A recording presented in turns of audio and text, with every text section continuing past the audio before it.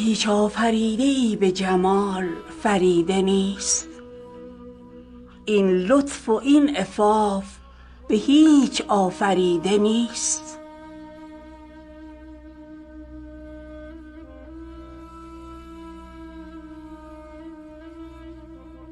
آن سروناز هم که به باغ ارم در است، فرد و فرید هست ولیکن فریده نیست.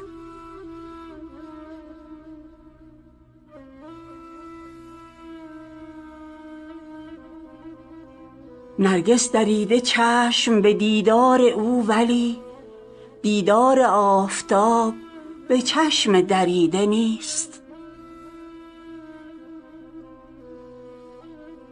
دیدار آفتاب به چشم دریده نیست.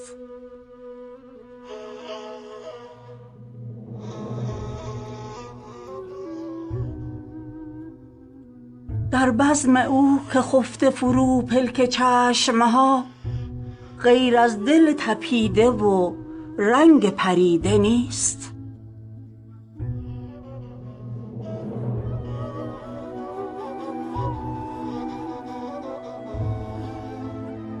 هر آهویی به هر چمنی می چرد ولی آن آهویی که در چمن او چریده نیست.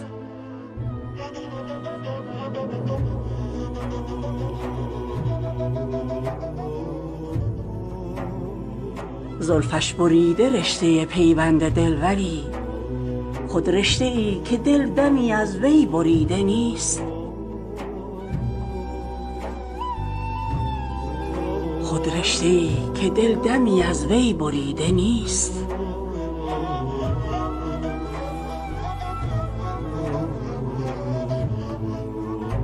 از شهریار غیر گناه مجردی، یک نقطه سیاه دگر در جریده نیست.